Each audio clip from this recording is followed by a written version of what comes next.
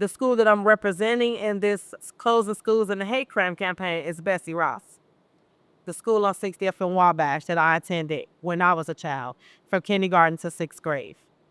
When Bessie Ross closed down, I was a little hurt. I had already transferred from the school because I transferred out of there 6th grade, but I was hurt because I felt like that was still like my childhood school. You know, kindergarten through 6th grade, that's majority of, elementary school. So I was still always close with my peers who I attended Bessie Ross with. And right now to the day, we still close. So when I found out that Bessie Ross closed down, I was hurt, real hurt, because I knew that was a good elementary school. And not to mention it being a good elementary school, but it was kind of like one of the best elementary schools in the Washington Park area. It was a part of the school closures of 2013.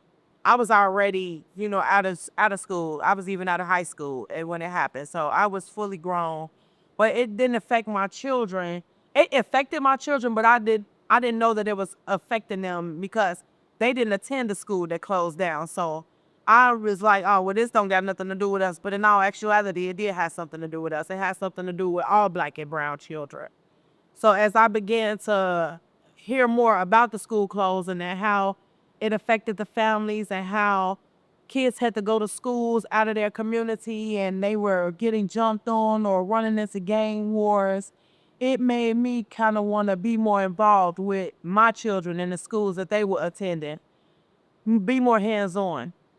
The current state of Bessie Ross is nothing. There is no Bessie Ross. There's no name on the school.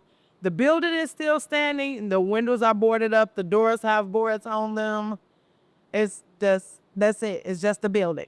My hope for education in the city of Chicago is that the money that they, like, for instance, they were trying to build a new school on 24th and State, which was the old Ickes property.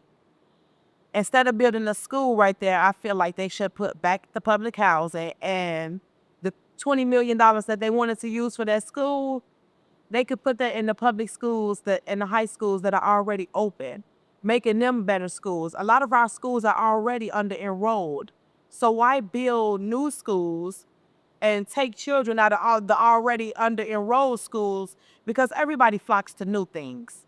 So just take that money that they're trying to spend and the money that they do have and pay, put it into the schools we have already and make them better. You want to take money and build a school from the ground up, where you could just refurbish the ones that are already closed. If we need schools, it's that important to refurbish some of the schools that you closed. They should have never been closed anyway.